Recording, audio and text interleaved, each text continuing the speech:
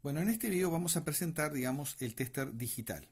Acá yo tengo un tester que está lejos de ser de lo mejor, ni mucho menos.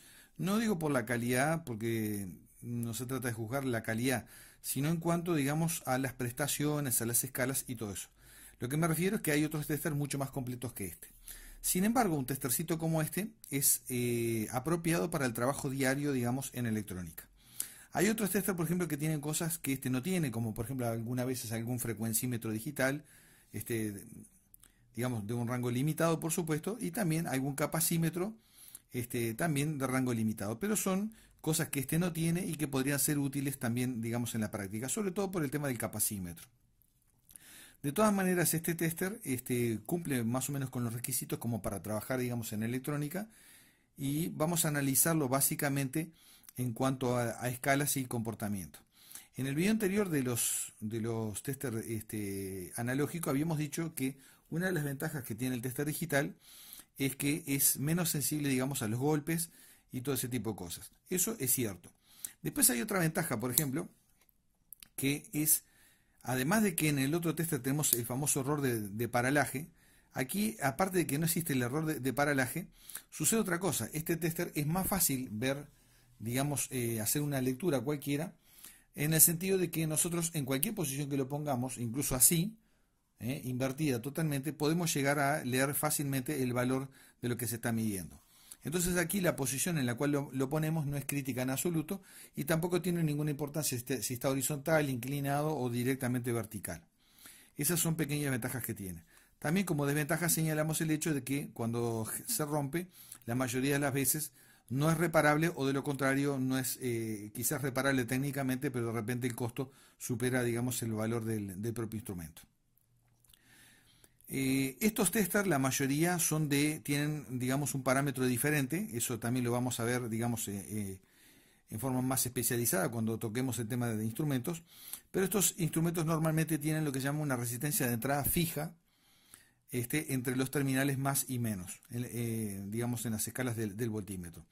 Esa resistencia de entrada es fija porque esto se controla, digamos, electrónicamente. En el caso del tester de aguja, o sea, en el tester analógico, la resistencia de entrada del tester es totalmente variable y eso depende de cada escala. Eso en parte es una ventaja y en parte es una desventaja. Aquí estos testers normalmente resultan más exactos. Un tester como este, por ejemplo, resulta un poco más exacto que el analógico que vimos. Estamos hablando de testers de precios similares. En las escalas bajas, o sea, para mediciones de menos de 50 volt. Por encima de los 50 volt normalmente, el tester de aguja resulta un poquito más exacto, digamos, que el tester digital. Como decíamos, todo eso se puede se podría hacer un práctico perfectamente bien, hacer las mediciones correspondientes y se puede mostrar matemáticamente y en la práctica también. Bueno, en cuanto a las escalas que tiene este tester, bueno, tiene, digamos, 5 escalas para resistencias, una que mide de 0 a 200 ohm, de 0 a 2000, de 0 a 20.000, de 0 a 200.000 y de 0 a 2000K. Esto es una limitación bastante importante. Por supuesto que hay testers, o sea, 2000K son 2 megón, ¿verdad? O sea que mediría este tester hasta un máximo de 2 megón. Hay testers que miden, testers digitales que miden hasta 20 megón. Eso ya es un buen avance porque a veces puede tocar medir resistencias bastante altas. Sin embargo, para el trabajo más frecuente, con estas escalas es más que suficiente. Aquí tenemos también, por ejemplo, una señal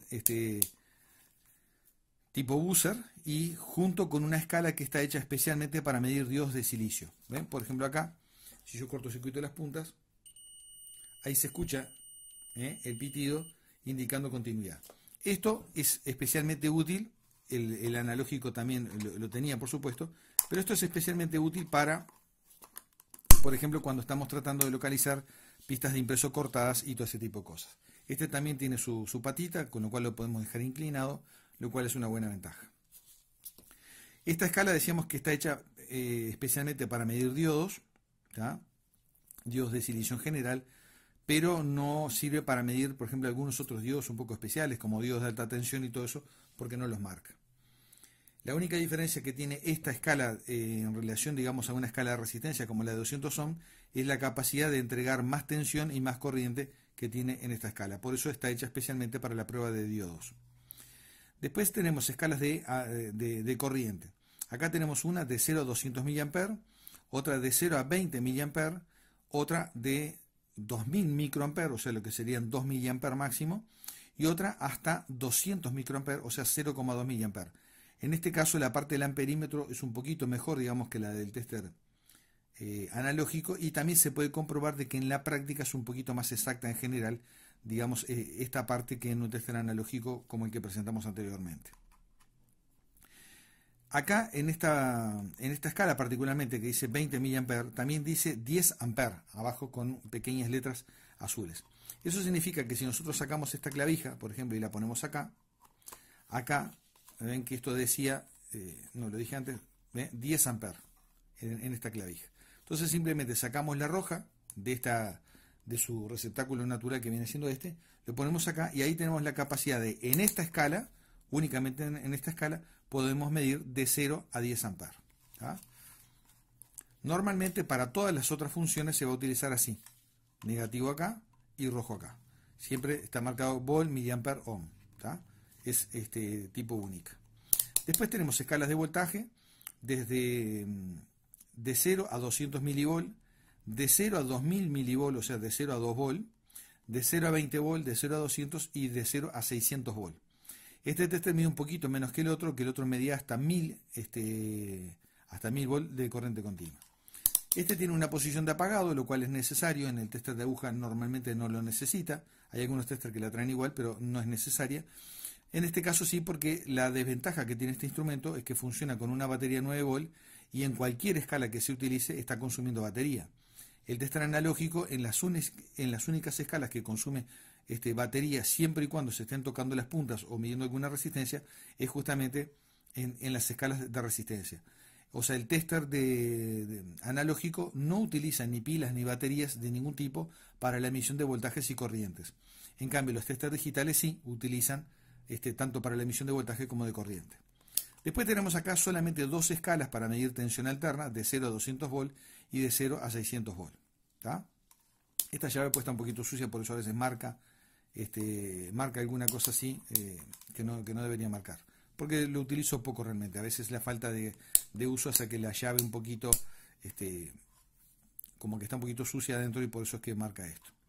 Y después acá tenemos dos escalas especiales, una para transistores PNP y otra para transistores NPN, que sirven para medir transistores bipolares, justamente del tipo NPN y PNP. Lo que hacen es medir el HF, o sea, la ganancia del transistor. Acá no es necesario ninguna punta aparte, simplemente basta insertar el transistor en estos 4 conectores que contemplan dos encapsulados diferentes. Dos encapsulados diferentes contemplan para lograr medir, digamos, la ganancia del transistor. Acá tendríamos la combinación emisor-base-colector con la base en el centro, o de lo contrario, por ejemplo, colector en el centro, base en una punta y emisor en la otra. Y las dos posiciones, ¿no?, para NPN, digamos, y PNP. Lo que no está claro nunca en estos instrumentos, al igual que incluso en la mayoría de los analógicos tampoco, aunque el analógico suministra mucho más datos, es, por ejemplo, en este caso, con qué corriente mide, digamos, el HFE, lo cual eso representa una variación. Normalmente el HFE de un transistor se modifica un poco variando la corriente de colector. No es lo mismo medir un HFE con una corriente de colector de 1 mA que medirlo con una corriente de 200 mA, por ejemplo. Las lecturas son bastante diferentes, pueden llegar a diferir por lo menos como mínimo un 20%. Acá el tema es que nunca se sabe exactamente con qué corriente lo midió porque el tester no lo dice, y en los analógicos, digamos, si bien digamos, esos datos tampoco están del todo presentes, pero vamos a mostrar que sí se puede saber más o menos con qué corriente lo midió en base a otro detalle. Acá, por ejemplo, como decía hoy, no tengo la clavija, que hay uno de estos cables se saca y se pone uno del cual salen dos, que uno va directo, por ejemplo, que es para el colector del transistor, y el otro tiene una resistencia que es el que va para la base. Acá para esa medición hay que poner, digamos, en esta escala la R por 10 para medir el HFE directo en la escala de 0 a 1000, que aparece acá, que es esa escala azul, que está debajo de la que dice AC 10 volt, que dice HFE. Entonces ahí medimos un HFE desde 0 hasta 1000. Entonces, si bien es verdad, digamos que no, en la escala implícitamente no dice a qué corriente lo estamos midiendo, pero por el propio deflexión de la aguja acá, sabemos que en la escala por 10 esto es capaz de suministrar hasta 30 mA. Entonces, si nosotros, digamos, hacemos una aproximación en base a las escalas que tenemos acá, podemos deducir más o menos a qué valor, digamos, se está haciendo la medición. Eso es un detalle que puede servir, digamos, si uno está haciendo algún diseño de algo, para estimar mejor, digamos, el comportamiento, digamos, del transistor. Volviendo, digamos, al tema del tester digital, decíamos lo siguiente. Yo el uso que le doy prácticamente es sobre todo para la medición, digamos, de voltajes de corriente continua en valores bajos. En general, por ejemplo, de 20 volt para abajo, o sea, utilizando, digamos, esta escala de 20 volt para abajo. ¿Tá? Ahí es especialmente útil este tester. ¿Tá? A veces las escalas de resistencia también son apropiadas cuando uno requiere una mejor precisión, porque en el tester analógico eso depende del error de paralaje, de dónde nos ubiquemos nosotros, de que, por ejemplo, hayamos ajustado correctamente el potenciómetro para el cero al final de la escala, etcétera. O sea, depende de una serie de factores. Y en un tester analógico es imposible medir una resistencia que diga, por ejemplo, 1495 ohms. En este caso acá sí. Porque acá pondríamos en la escala, por ejemplo, de 2000 y perfectamente bien podríamos hacer una lectura de 1495 ohms. En uno de aguja tenemos una estimación, en lugar de 1495 nos va a aparecer más o menos en la carátula la aguja en el entorno de 1500 y más o menos que por ahí sabemos exactamente, por ahí sabemos más o menos en cuánto va a estar. Acá se puede saber con una cierta precisión, un poco más alta, el valor realmente de la resistencia medida. La cuestión es que siempre en un taller de electrónica tiene que haber uno de cada uno por ciertas cosas. La otra contra, como señalamos en el video anterior, es que estos instrumentos no tienen capacidad ninguna prácticamente para excitar la compuerta, por ejemplo, de un tiristor o de un TRIAC, por ejemplo, para hacerlo disparar, porque la capacidad que tiene el tester para entregar corriente es muy bajita. Esto suministra típicamente máximo 2 o 3 mA, máximo 5, más de eso generalmente nunca es, y eso muchas veces no es suficiente para disparar la compuerta de un TRIAC. Con 5 mA algún TRIAC o algún SSR puede llegar a dispararse, pero con 2 mA o 3 mA en general ninguno. Y esa es la corriente que suministran la mayor parte de los testers digitales. Por lo tanto, con un tester digital, en lo que respecta a un SSR o un TRIAC, no podemos saber si se dispara correctamente. Lo máximo que podemos saber es si tiene alguna fuga o si está en cortocircuito y nada más. Pero no podemos determinar el comportamiento en cuanto al disparo. Con el de aguja sí. Esa es otra de las contras que tiene, digamos, este tipo de instrumento. Por eso en el taller hay que tener uno de cada uno en lo posible para solucionar, o sea, complementarse uno con respecto al otro. Tampoco se pueden probar, por ejemplo, diodos LED, por ejemplo, menos como los que utilizan, digamos, los televisores actualmente, que son LED de 3 volt o de 6 volt, porque generalmente la mayoría de estos testers digitales, la máxima tensión que entregan de salida es 2 volt. Entonces eso significa que para diodos LED comunes y corrientes los va a hacer encender, aunque bastante tenue, pero los va a hacer encender, pero lo que no va a hacer encender son los LED, por ejemplo, digamos, de los circuitos de los televisores. Así que bueno, en concreto, si yo tuviera que arrancar, digamos, hoy por hoy, comprando solamente uno de los dos testers, quizá en principio me inclinaría por el analógico y después compraría un tester digital. ¿Por qué? Porque en suma, a los efectos prácticos, aunque cada uno tiene lo suyo, pero para arrancar quizás mucho más conveniente el tester analógico porque tenemos más capacidad de hacer cosas diferentes de las que tenemos con el tester digital. Eso ya les digo, va a depender también, digamos, de cada uno, del presupuesto, de un montón de cosas. Lo ideal es que es como si es tener uno de cada uno. Los testers analógicos generalmente ninguno tiene, por ejemplo, capacímetro ni frecuencímetro. O sea, es imposible casi implementarlo en un tester, digamos, de ese tipo. Hay muchos testers digitales que ya lo tienen incorporado y eso es sumamente importante. Así que bueno, por el momento sería todo, digamos, en este video, pero quédense tranquilos que vamos a seguir profundizando en el tema de instrumentos en la medida que vayamos viendo otros componentes y realizando mediciones. Será hasta el próximo entonces.